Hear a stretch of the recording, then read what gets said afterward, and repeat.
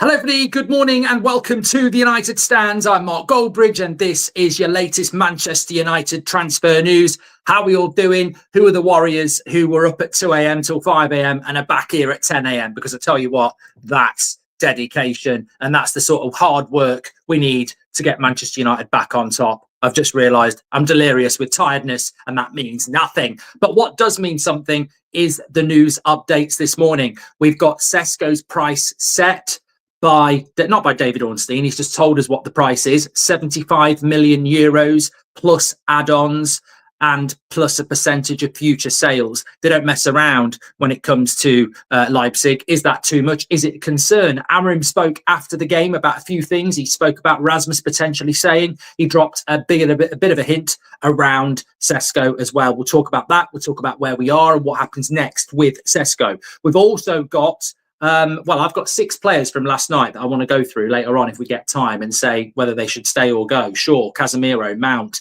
Dalot, Rasmus, and a couple of others. We'll talk about that because it was a good performance. Also, Garnacho, Anthony, Sancho. Is it becoming more embarrassing for them to be sat on their arse playing FIFA at home whilst teams are progressing and building for next season? We've got something around the midfield as well.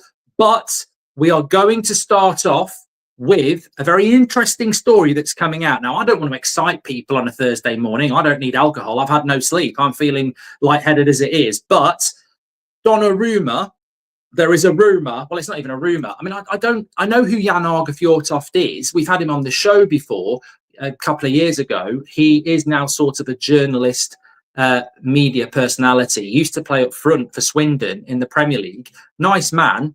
But I don't know why he'd have the drop on Donnarumma. But literally, what he's actually said in the last few minutes is talks regarding Donnarumma to Manchester United are ongoing. The process is on. Reports suggesting it's a non-starter are incorrect. He basically wants to fight with Romano. He's basically saying to Romano, shut it.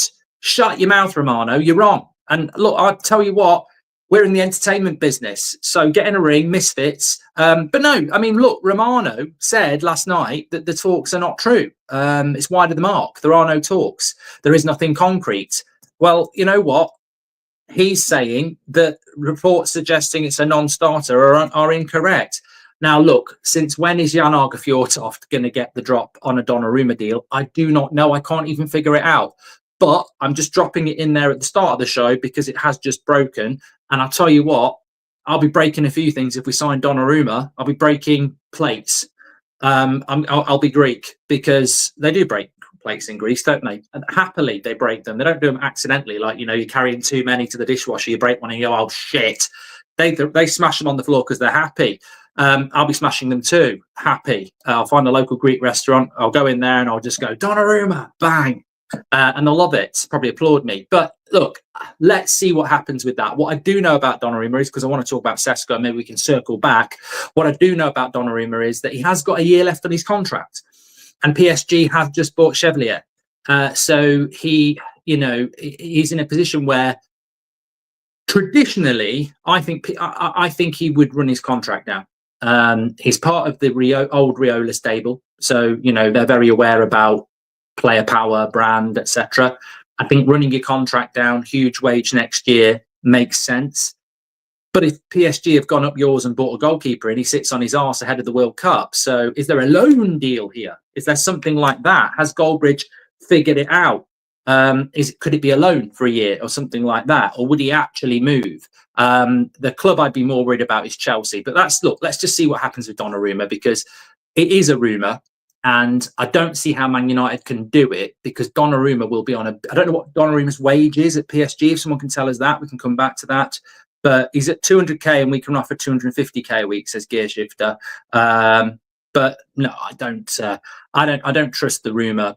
But if we got Donnarumma, then I think people would start saying we're going to win the Prem, which we're not. We're not going to win the Prem. But we can talk more about that in a moment or two. Let's go to Sesko and let's have a look at what the situation is. So, effectively, we've got a quote from the Amorim last night. And the first place to start is that I think he's relatively, well, he says he's happy with Rasmus. So he said, look, we'll see what happens in the transfer market, but I'm happy with Rasmus. In fact, I can give you the direct quote. of what he said in relation to that. Now, David Ornstein has said that the price for Sesko is £64 million, which is 74 million.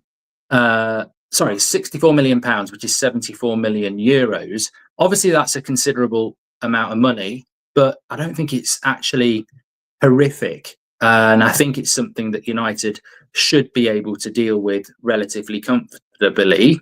I'll come back to that Donnarumma comment from Romano. I just want to get this one from Amorim. He said, I'm really happy with Rasmus.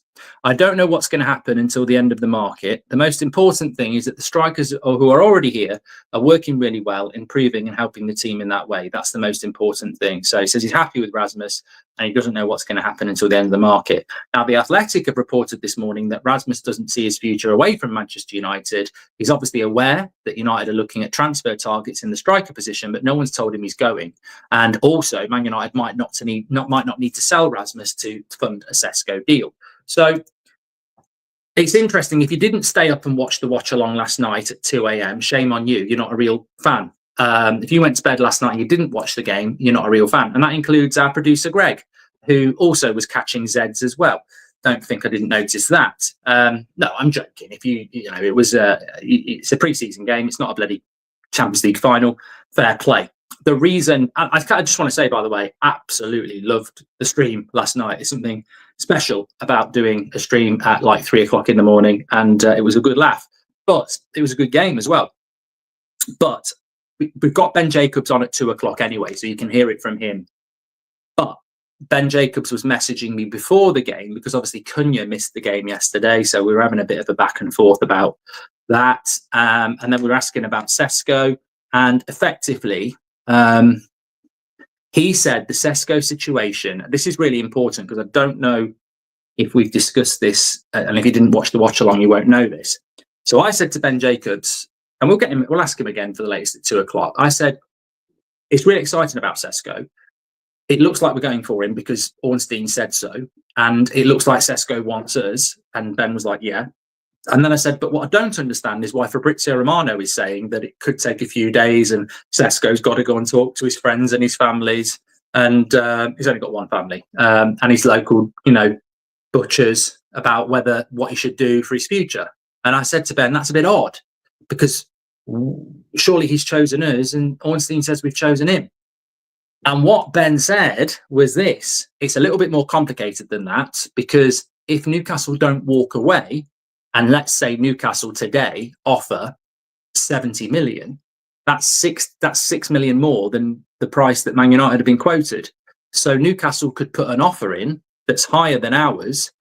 Leipzig accept it, and that causes United problems because United have to match the bid.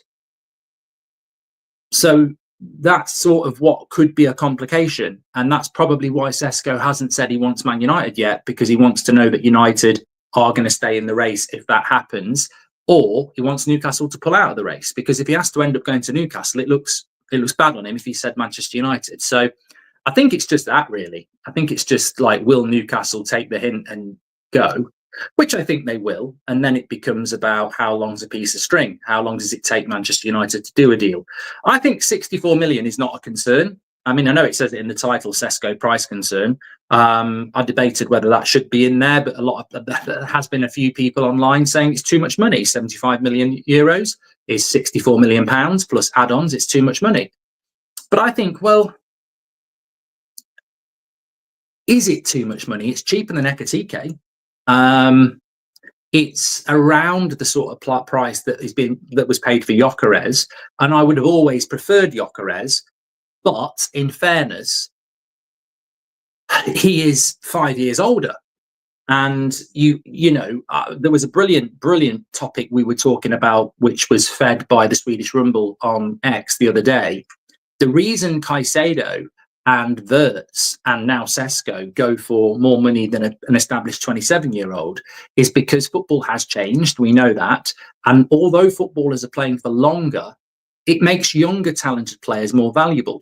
Because if Liverpool buy Wirtz for 120 million euros or whatever, and he stays at Liverpool for 10 years, and they win things and they earn 100 million a year from being in the Champions League, that pays that self back over 10 years. Easy. It's cheap. It's cheap. It's cheap. Cheap. But on top of that, also, after 5 years, he does really, really well, you've got your money back really anyway. And then you sell him at like 26, 27 for and make your money back more. So these younger players, you have to add 20, 30 million pounds on, because it's not just resale value, it's longevity value. I mean, I always said this about Garnacho until he messed it up wearing a Villa shirt and United messed it up, making it obvious we didn't want him. If you look at Garnacho, just turned 21, if he goes to Chelsea for 40 million, they can sell him to Real Madrid if it goes really well, or Arsenal, in 4 years' time, make a bit of money, and that's how it works. So I don't have a problem with Sesko's price. I think 64 million isn't terrible. Also, another bit of a mic drop. I mean, I don't like the financial side of it, but another bit of a mic drop. If we sign Sesko for 64 million and we do installments of 3 years, so let's say 22 million pounds each year, if he flops, we won't know that he's flopped until the end of year 2, really. And at the end of year 2, we'll have paid 2/3 of those installments. So, it's not like we're not going to get 30 million pounds for him, is he, at 25?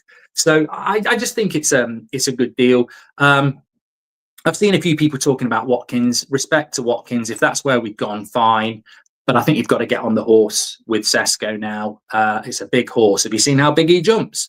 He could win a gold in the Olympics, although it'd be quite a strange thing to see somebody in a riding hat literally on the back of Sesko while he runs around jumping horse jumps. He probably could do it. Why knock him? But I think he's an interesting player, and he's probably going to be our player. And I think we have to get behind that. And I got behind Lukaku. So come on, get behind it. Savage says that Ornstein said we only want Sesko. Yes. And I think that, look, there are lots of debatable points. I want to get into this in a few minutes' time. Has Shaw got a future at Man United? Has Casemiro got a future? Mount, Dalot, Bruno, Rasmus. We'll talk about those players a little bit later on. But we can debate and we can have opinion, and that's basically what the United Stand's all about. But I also think there is a responsibility at some point to kick in and go, let's back the manager. Like, I am going to question Bruno in the midfield every bloody week. But when he plays well, I'm going to go high five Amorim. He was right, because I back the manager, and I won't agree with everything he does, but I'll try and back everything he does. And Sesko, look, maybe you do want Watkins, but I think it's an exciting deal to go for Sesko. And look, you know what? I don't know whether you watched the game yesterday, but I personally thought Rasmus did quite well. I tell you what, if he'd have been a new signing last night and that had been his first goal in the first 10 minutes, people wouldn't be shutting up. It was a really good goal. Dorgu was man of the match and the cross was brilliant, but the movement from Rasmus to take his defender to the back post, sprint into the space and then flick it in the bottom corner, you don't save those. It was really good movements and it was a really good finish. And people can say, wow, it's just a fluke. But, it's all about, this is what I mean, it's all about patience, it's all about timing, it's all about history, it's all about futures. As I say, if that had been his first pre-season game and he scored that goal, there'd be huge excitement. But it's on the back of 2 years where, look, understandably, some might say, but it has been disappointing. But you know what? It shuts up these prats who write for the Manchester Evening News, etc., because he isn't dog shit. There is a lot of talent there. And that type of a goal shows that there is. Is he low on confidence? Yes. Does he need a move? Maybe. But I'd be happy if he stayed. I would be happy if he stayed. In fact, I'm going to do a little poll on that. Start a poll. Would you be happy if Rasmus stayed? Are you feeling tired, Mark? No, actually, I feel quite good. I had the 3 hours before the stream, and then I've had another 3 hours. And it's sort of like, I was thinking about having a couple of hours later on, but I'll probably be all right now, to be fair. Why would you keep Rasmus? Simple, because I said this again on the watch along last night. So if anyone's really tired and gone, I've heard this before, fair play. Effectively, what I would say is that when it comes to the Defence, we've got 7 centre-backs for 3 positions. When it comes to the midfield, we've got 5 midfielders plus Kone for 2 positions. When it comes to the number 10s, we've got 6 number 10s for 2 positions. When it comes to the strikers, if we sell Rasmus, we've got 1 striker, 1 17-year-old, and Xerxes, who isn't even fit at the moment, and I don't think he's a striker. So I would like to keep Rasmus. I understand if he puts his hands up and says, I don't want to be here as a backup, I want to go. I understand that. But I'd probably rather keep Rasmus with Sesko and Xerxes and loan Obi to the Championship. I think that's best all round for everybody. But it's whether Rasmus would do that in a World Cup year. He might. And we do need competition for places. There was a brilliant comment on the watch along last night about how, why is it Man United have gone from having 4-3-4-3 top class strikers at the club to, you know, having 21-year-olds who've never played in the Prem. So I think there is something in that. Chris Henriksen says, I was looking into Newcastle. They are now looking at Ollie Watkins and Jackson, says Chris. We've got a story about Garnacho we need to talk about, which links in with that. I think Watkins to Newcastle makes sense. And I still think that could be a good signing for them. Right attitude. Did you see that? What's his name at Porto? They're looking. Is it Sumo? I'm tired. I can't remember his name. It's not Sumo, is it? But anyway, apparently they're looking at him, Villa, as well. Villa want to move Watkins on. I've always said that. Please do share the video if you're tuning in. 14,000 watching. And also, we have just a couple of shout outs because they're doing a great job out in the States. Beth and Ryan. We had another interview with Dorgu. We've got an interview with Dalot. And we have an interview with Rasmus dropping at about midday as well. So keep your eyes peeled on the channel. Lots to get involved in. It's really busy at the moment. Brian says, right attitude, a year's experience, new supply line. I'd keep 100%. I really think he'll come on in relation to Rasmus. Thank you, Brian. Used to get so bored during the summer waiting for the football to return. Thanks, Mark and the team, for giving us great content consistently, says Mr. Hanley. Well, thank you very much for being here. Who are we going to sell then, Mark? It's sounding like Rasmus is staying. So are we selling Xerxes? He'd be 3rd choice striker and 2nd choice Cam, says Trey. I mean, look, I'd keep them all. I would keep them all. If you look at the team when it came out last night, Cunha had a knock or was tired, whatever. Mazraoui has a knock. And Burmo's not ready yet. We're going to pick up injuries. Trust me, our injury department, you could call it the injury department, our medical and fitness department isn't any better than it was last year. And we've still got a lot of players that do pick up injuries. So we are going to pick up a lot of injuries. So whilst if everybody stayed fit for every game of the season, you'd say, where are the minutes for Xerxes and Mount and a few others? I would rather have a bigger squad this year than a slimmer squad. Now, from a financial point of view, I think the club would like a slimmer squad, but I think we need to stop falling into that trap. We're football fans. Imagine if Mbeumo, Cunha and Ahmad all got injured for 3 months. And remember, 2 of those players are going to the AFCON. So having Xerxes and Mount, why would you not? You know, it's a bit like somebody saying, we're going to have pasta tonight with a nice pasta sauce and coleslaw and a salad. And you go, that sounds good. But then they go, well, we have got that. We've also got chicken calves and chips and beans, and we've got a lasagna, and we'll just make our mind up later on. And more options is better as far as I'm concerned. Dorgu has excelled so much this pre-season because that left side has been his to use and not had Garnacho on the wing, says Ben. I think you've stolen that from Amorims on X, and I think it's a very good point. I think that Dorgu has progressed really well down that left-hand side. And it's really difficult to work with the likes of Garnacho, Rashford, Anthony, etc., because they don't pass. And, you know, it's not just the striker that suffers with those players. The overlapping fullback or wingback or winger or whatever you want to call them struggles with that as well. And it's noticeable that when you put players like Cunha or Mount or Bruno or Mainu on that side, they want to pass. And Dorgu just looks so much of it's down to Dorgu anyway. He's obviously learnt a lot and come back from the summer, you know, focused.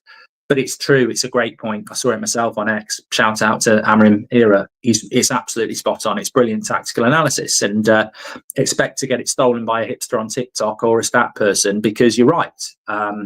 Dorgu's getting the pass back to him. Dorgu. I mean, I don't think Mount was brilliant, but I don't think he's as bad as people think he is.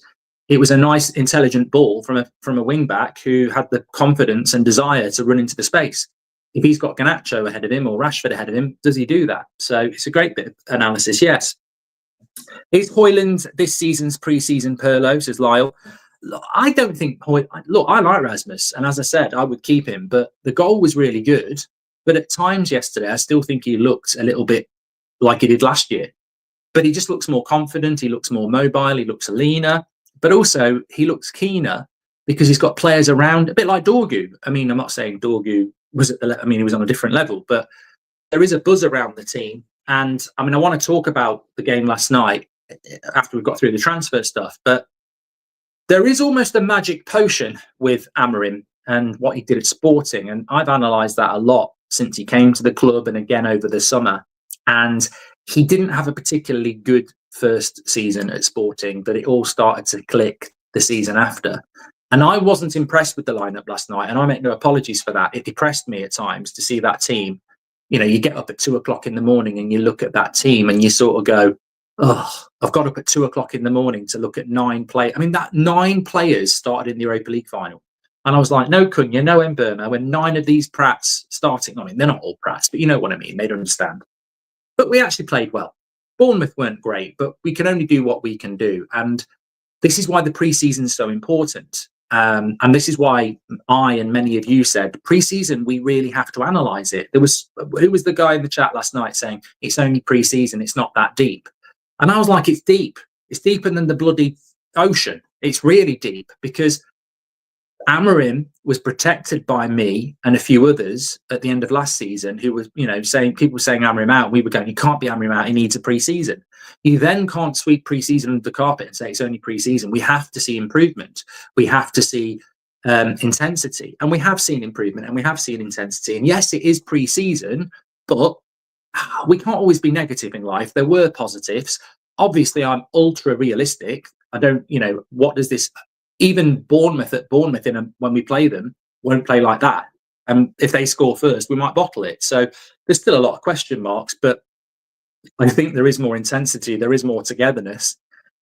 The big question mark is going to be when things go bad in a Premier League game, will that intensity and togetherness stay, or will the weak mentality rise to the surface? And we're not going to find that out, are we? And you know, I expect us to pummel Everton and Fiorentina and keep building confidence into that Arsenal game, because confidence is key.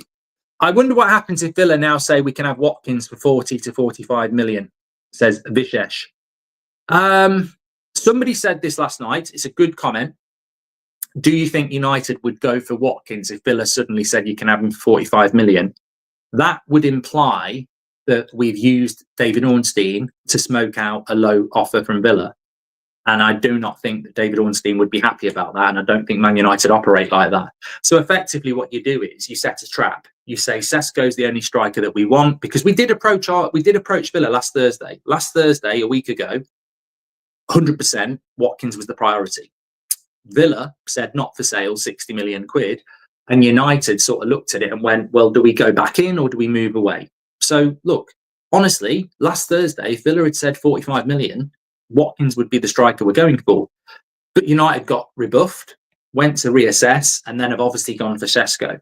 So if Villa now rang up and went 45 million for Watkins, and United went, yes, this has worked, I just don't see that happening, because if you're David Ornstein, you'd sit there going, I've been used here. They've told me the only striker they're going for is Sesko. And then a day later, they're going for Watkins because he's cheaper. I've been used. And I don't think United would operate like that. And I think it would be a piss take of, you know, a quality journalist. So no, I think we're in for Sesko. Although I understand like what your you know, the story there, but I don't think we've done that. Nearly 16,000 watching, absolute legends. Patrick Lynch says, based on how the Ugarte deal went, I wouldn't be too optimistic on PSG doing us any favours with Donnarumma. If we were to get him, we'll be paying, and probably paying big. 1 year left on his contract, Patrick, apparently. I just need to know. I'll come back to Donnarumma in a little bit because we did start off on it. Stian says, Fjortoft is really close to Haaland and his family in Norway. Haaland's old agent was Raiola.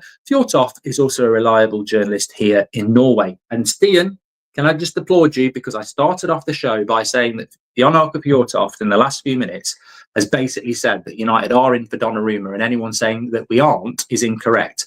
And we led on that. It's an interesting story, but since when has Jan Arge Fjortoft been David Ornstein or Fabrizio Romano? He hasn't. So, but I like him. He's been on the show before. I obviously respect him enough to bring him in straight away at the start, because I find it interesting. I thought it was interesting last night that James Ducker said that we've been in for him. It's not logical to go to Donnarumma, but that would probably be our signing of the summer. Even with Cunha and Mbeumo and Sesko, if we got Donnarumma, I think that's the signing of the summer. I think he's the best goalkeeper in the world. I've said it before.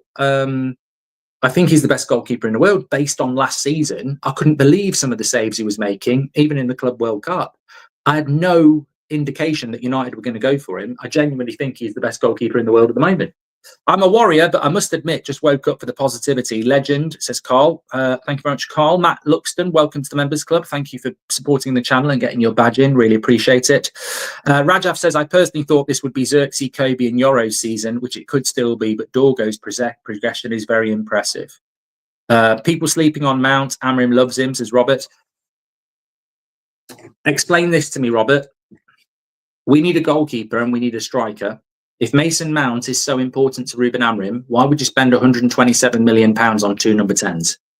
I don't think Amorim trusts Mount's fitness. I think that's what that's all about. I agree with you that he likes him, but I don't think he thinks he's going to be available much, because you don't need Cunha and Mbeumo if Mount's a starter. You've just wasted £60 million. You can't get them both in the team, and Mount and Ahmad. You can't do it, and he's not going to drop Ahmad. So Mount's a bench player under this Amorim squad, because otherwise it makes no sense.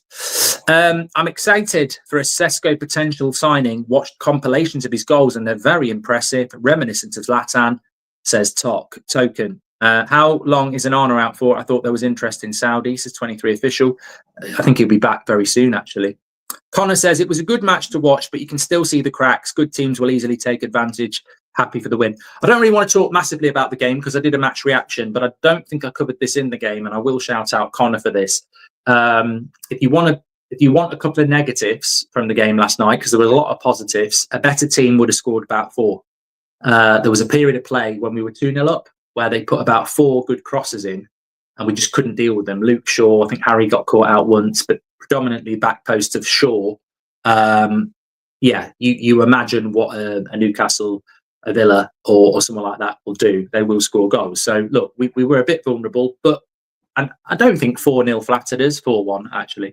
Keep Rasmus to make him and Sesko fight to start, says Caleb. Look, I love that. I love the prospect of that, because I think if Sesko goes off after 70 minutes and you bring Obi on, he's 17.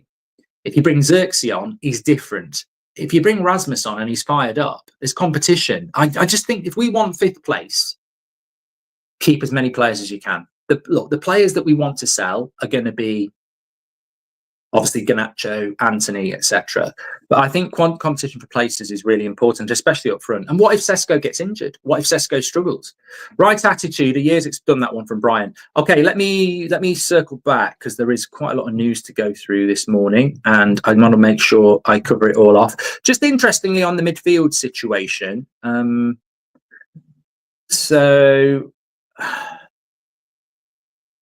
Let me just, I'll tell you what, I'll summarise everything that I wanted to bring into the show. So Chris Wheeler said that Chris Wheeler in the Daily Mail, Manchester United approached Leipzig via intermediaries. It is thought that he could be available for 60 to 70 million. A player plus cash deal has also been discussed. We spoke about that last night. Man United are expecting to make 7.5 million from the Premier League's US Summer Series, says Mike Keegan.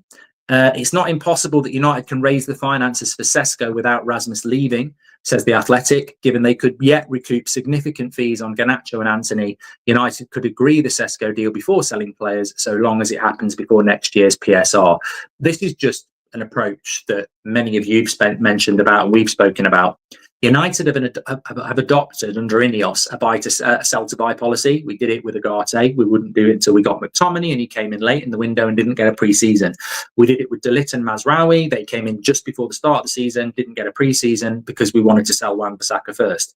The reality is we could sign Sesko today on the knowledge that we're going to sell other players after that. That's what that means, because ultimately the financial year runs from July the 1st till June the 30th. So as long as we registered a sale for Anthony or Garnacho before June the 30th next year, financially, you don't need to sell to buy. So that's what that's saying. Also, Rasmus has not been told directly. We've done that one, that he needs to leave. We spoke about what Amorim said. Here we go. Not here we go. So Mate Meretto, who I think has done a very good job this summer transfer window. He's my transfer window pre-season Perlo. He works with Romano and he's been very correct about a lot of things. He says that Nottingham Forest are pushing to sign Douglas Luiz. Their talks are around a loan with an option to buy, which could potentially become an obligation under certain conditions. I think, it's not really that relevant to us because I think we will finish above Forest. But Jesus, the striker from Botafogo, centre back from Botafogo, and Doy is a good winger from Bologna. Douglas Luiz in the midfield. They keep Gibbs White. They could be another decent team next season. So, but more interestingly, Douglas Luiz is a player that we've been linked to. So I don't know who the midfielder is that we're going to go for. The hipsters who wanted Hayden Hackney that we were never looking at is going to Ipswich. Belieber, which is just a story led by Rio Ferdinand, is going to be huge money that we don't have. So I don't know who the midfielder is going to be at this point. Romano on Donnarumma 2 hours ago. Donnarumma and his camp have not ruled out staying at PSG. Even with his contract expiring in 2026 and Chevalier coming in soon, Donnarumma could stay and compete for his spot as he did with Navas and then decide his future in the next few months. Effectively, he could run his contract down, which, is beneficial to a lot of players these days. Dalot, just a quote from the interview that we had with him. You can check it on the homepage. He says, we've got to be the most intense team in the world. I like Dalot.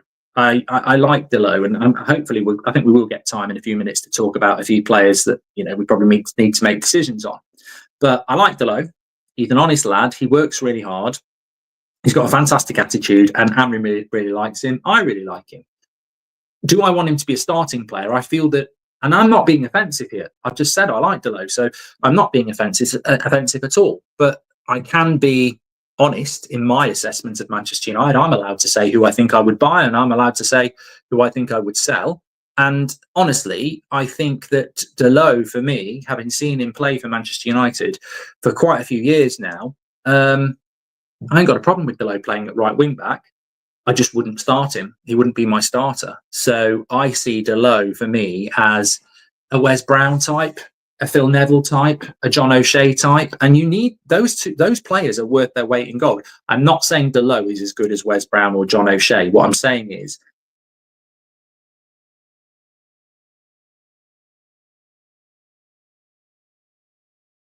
the best 11. But how often do you put your best 11 out? If Ahmad got injured for half a season and Mazraoui was out, you'd want Dalot. So Dalot is not a player that I would move, but Dalot is not a player I would start in my best 11. And that's fine. And I don't know that we as United fans have collectively forgotten this. I certainly won't. I think certain people of a certain age won't either. But you do need a squad. It's not always about, Player FC is so toxic because it makes it about two players in the same team. I hate them, I love them. If you want to be successful, you need a squad. And I think when I see the criticisms of Dalot, if we're talking about the limitations of his game, absolutely fine. But the get out of my club, you're a bag of shit. I'm like, players on the bench don't normally like being on the bench. But someone like Dalot, if he adapted to that, you need those players. You need those types of players. So I do like Dalot. But what I would say is I don't necessarily agree with him about us being the most intense team in the world. That's unachievable. We won't be the most intense team in the world because Barcelona are very intense. Man City are very intense. Arsenal are very intense. We just need to be one of the best intense teams in the world because we've never been intense. We're not going to be the best. You have to aim for that. We just need to be one of the best because we've been shit at it for years. And no one's expecting that to happen straight away. Amorim said about Dorgu, 20 years old. He looks more like he belongs to Manchester United. He's so powerful. He's getting his technique and he's defending so well. Really impressed with him. And I think we all are. He said it was a good game. We played with intensity, aggression, something we need to improve from last season, better positions than last game. So they are listening. Scoring first can change confidence. Good test. It's almost like Amorim watches the United stand, isn't it? It's almost like he's listening to you lot. Trust me, some of the players do watch the United stand. We know that 100% from the tour, good and bad. Trust me. But look, I think Amorim, I don't think he watches the United stand. I just think he's an intelligent person who is in tune with you. And I've said this from the start, because this is exactly what we've been saying. He won't run away on positivity. He's always really realistic. When we beat, was it Everton at home in December, his first home win? And you had people outside Old Trafford holding the mic going, Amorim balls here.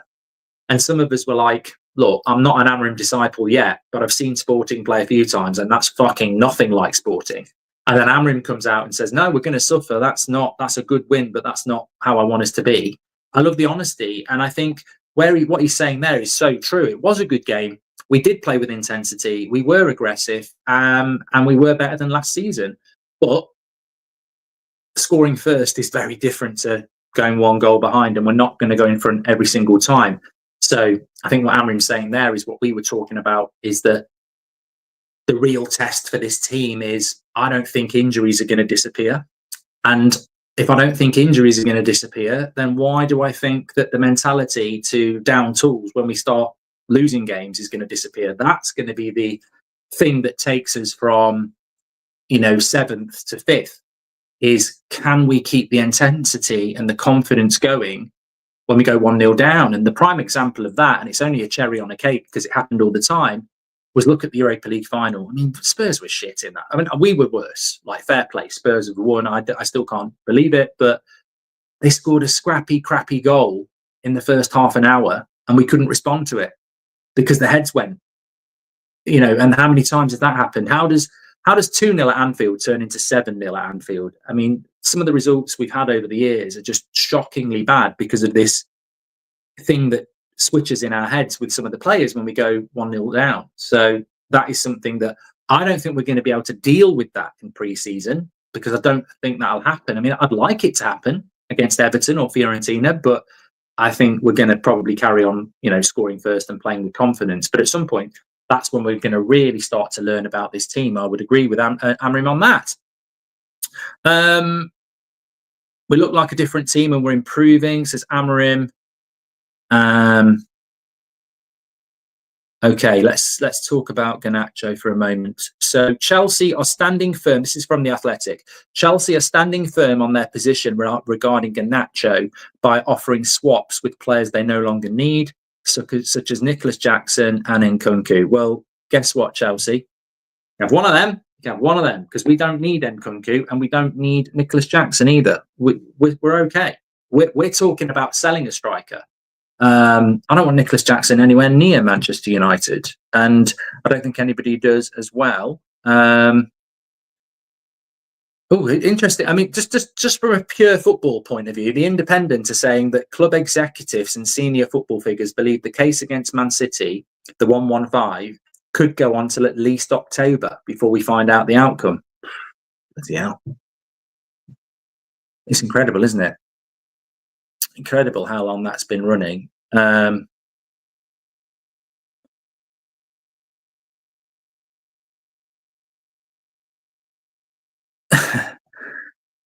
Yeah, So yeah, just look. I wanted to say this on Garnacho because I want to get through a couple of things on the show here. I think it's absolutely embarrassing for someone like Garnacho to be sat on his arse watching people play football at 21 years of age when you want to prove yourself. I mean, he believes his icons like Ronaldo and Messi are achievable aspirations for him. I ain't got a problem with that. But I tell you what, mate, without being, rude or aggressive, how can you admire people like Ronaldo and Messi and then think that they would sit there on FIFA in August with no pre-season waiting around for the best financial deal for yourself? It's incredible how the modern young footballer operates. They're almost like pop stars waiting for their dream record label to come and get in contact with them instead of writing the album and making music for their fans and themselves. It's stagnation. And look, you could level it at Sancho, but God, we know that. You could even level it at Antony. I just think that I'm disappointed in Antony the most of all, because he actually just went and did his loan move without any PR and did really, really well. And I understand that he wants to go to Betis, but they can't fucking afford you, mate. So, you're not Gabriel. Dreams don't come true. So I just find it, I think it's really, really, really embarrassing for them, because United, we've moved on. We've moved on. We've bounced back. We haven't bounced back yet, but we've moved on. And whatever you think about the Bournemouth game and the West Ham game, there is improvement. Luke Shaw said it himself. The stragglers are gone. So I don't think, look, maybe Garnacho thinks he wins if he gets a move to Chelsea, but do you really? I know a lot of Chelsea fans, they're not made up on this at all. I think Chelsea have got better players than him as well. Great talent, but I just think he's exposing himself again as somebody that needs to grow up fast, because I do not understand why. I genuinely think they must think that they're winning. They must think that they've got the power. But power for what? This club's moving forward. We're about to sign Sesko. If you said to me at the end of the season, Rashford, Garnacho, Antony gone, Cunha and Burmo, Sesko in, I'd have said, see you later. I'm off down the pub. Off, man. Points are on me. Get them in. Get the champers. I'll be absolutely over the moon with that. How do we lose? And look, somebody will say, well, look at the financials. Look at them. I don't give a shit about the financials. I don't care about the financials. Get me the Ferrari. We'll sort it out later. But I don't care about the financials, because the only F I care about is football. We're a football club. Ultimately, Antony, Rashford, Garnacho out, and Burmo, Cunha, Sesko in. Yes, please. Thank you. Thank you very much. So how do we lose? Oh, you're going to lose at the end because I'm going to get my move to Chelsea. Oh, are you? Well done. Enjoy that. You're wearing a bloody Villa shirt last month. You probably go to bed in a Brentford shirt, knowing you. So look, I don't really care about Garnacho, Antony, Sancho. I just think it's embarrassing that look, there's a lot of younger people watching here. There'll be a lot of young footballers watching here. Be like Ronaldo, be like Messi. They weren't players that sacrificed playing football because they knew it was a privilege. And yeah, they made mistakes in their career. I mean, Ronaldo did. But fundamentally, they're both still playing because they've always respected the game. And I don't think it's respectful of the game to be sat there in pre-season, modelling and playing bloody computer games. I don't. And I think Man United have moved on. And we might get proved wrong in the future, but I think United have actually done really, really well. And as I said yesterday, I don't think people give Amorim or the club enough credit for you're not going on the tour, you're not playing in pre-season. I don't think people do give them enough credit for that. I really don't. I think they, in previous years, look at last year with Ten Hag. He didn't like Sancho, and Sancho didn't like him. They had to do pre-season together. They had to smile together. That was the club's policy. No, we're not going. They're valuable assets. We're not going to devalue them by not having them on pre-season. And United, for all the brand they are and all the commercialisation, they've backed the manager, and we've not took them on the tour. And I think it's a brilliant thing, because there is far more togetherness in that squad than there would be if you had Rashford, Sancho, Antony, Malacia, and Garnacho there. Any update on Isak, says the best? No, because it ain't the bloody Liverpool stand, is it? Right, let me just catch up on your comments, and then I want to slip this in at the end because I really want to talk about it. Garnacho should go to Forest. They need a winger, says United Start. No, they bought Ndoye. Good player. I like him. I think he's a good player. What's your take on Swiss, isn't he? Glenn Johnson says, what's your take on Sesko or Watkins and how Rasmus fits into this? I think a senior striker would solve our current needs better than another youth. Come see, come saw. I am happy with Sesko now. That's the way we're going to go. I mean, Sesko's 22, Rasmus is 22. If they stay, can they not compete with each other and push each other? Yes, you'd like an experienced striker, but this is the route we're going down. I think it can work. A few players who featured today don't seem to have a long-term future at the club beyond the banished five. Moving others on could raise money. I'm going to come back to that, John. Good point. What do you think about Belieber and Yulman? Says Louis Burke. I think they'd both be very good signings. I think they're both expensive. I'm stunned we haven't bought a player from Sporting, by the way, but it doesn't look like it's going to happen. I mean, I'd be over the moon with Yulman. I think he'd be very, very good. But yeah, I remember under Fergie when we could field our B squad or 8 defenders and still beat Arsenal. In like 2011, we had 8 or 9 international captains, says Slazy. And Rushil says, assuming Donnarumma leaves PSG and we can figure a way to afford him, would you sign him if it meant no striker? I would. We'd win more points, I'm sure, says Rushy. And given the fact that Newcastle are said to be looking at Watkins and clearly have cash, Villa aren't going to lower their price to 45 million or even 50. Well, we need to move on from that anyway. We shouldn't be going back in for Watkins now. It'd look stupid if we went back in for Watkins now. How much do you think our midfield will improve with a new signing if Bruno is in it? Who'll play every game? Ideally, a new player should improve it, but I still believe there will be gaps in it, says Vicious. Bruno played well last night. I like Bruno, and I want Watkins. I want Amorim to be correct. Amorim has decided to not take the 100 million and put Bruno in the midfield. That is going to happen. I have my reservations about it. I hope it works. He played well last night. But I think what people need to understand about Bruno is, yes, there's people who don't like Bruno. Unfortunately, there is. But there's also a lot of people like myself who think that it maybe was time to cash in if you were planning on using him as a midfielder. But let me say this, when Bruno plays in the midfield, it's not like watching Phil Jones injured with a bloody blindfold on. He's not total shit. He does do good things. He can make tackles. He can make passes. But I would describe him as a midfielder that's just, doing a job. And the top clubs don't put midfielders into midfield to do a job. And Bruno won't be bad in the midfield, but I don't think he'll be at the level we need in the midfield, and because I don't think he's got the dedication and discipline. And I noticed again last night that him and Mount were swapping, but on a couple of occasions we got caught out, because the trouble with swapping is that there's a changeover. Your weakest point in a shift, I used to work a shift pattern in a certain job, and at 7 o'clock in the morning and 10 o'clock at night and 2 o'clock in the afternoon, there was a crossover, and that was your weakest point, because you are crossing over. So if something happened at, say, 10 to 7, you're handing over from the night shift to the morning shift. You're not out and about, you're not ready, and then you have to react. And you can get caught out in those situations. The United Strand better not count pre-season, says MMA Takedown. Let him count. I think the United Strand should count pre-season. Iron sharpen iron. Hojlund and Sesko in, says Rajaf. Marks out of 10 for the window if we get Donnarumma, Sesko, Yulman, and sold the fodder.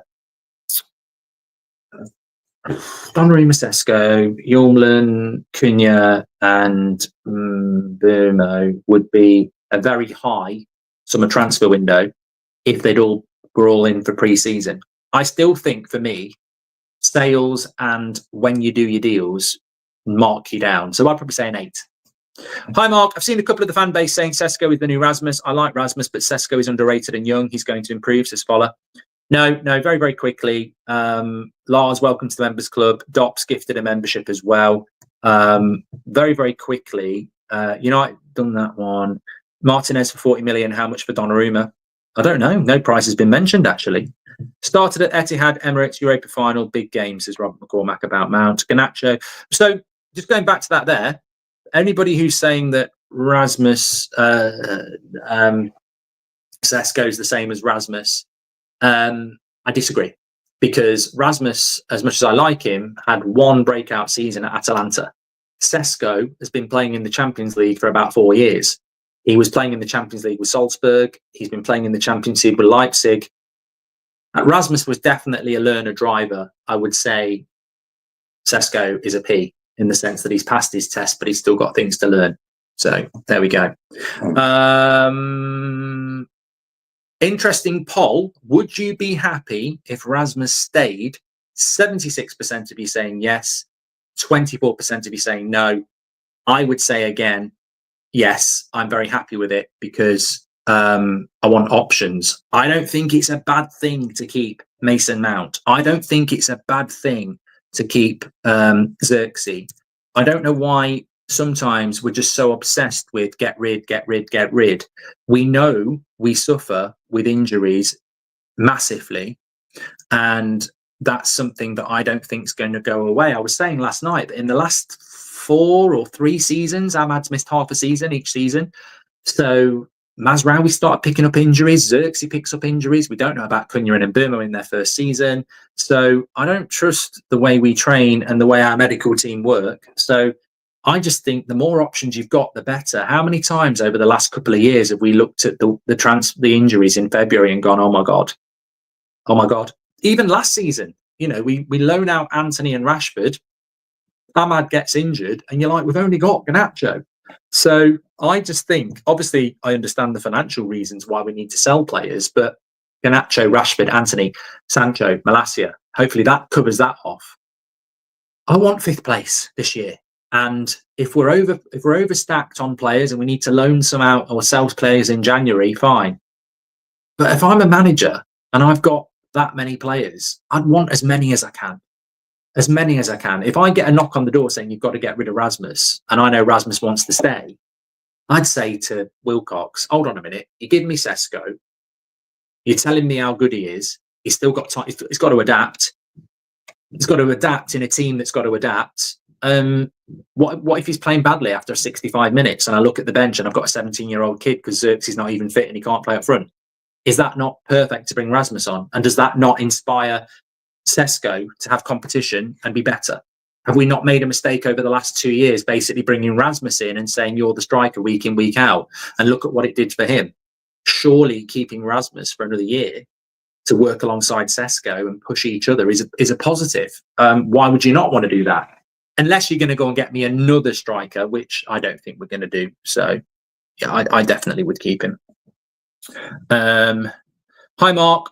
Think that 2 young strikers competing is perfect, can take the pressure off each other while still fighting to play instead of having to play while confidence is shot.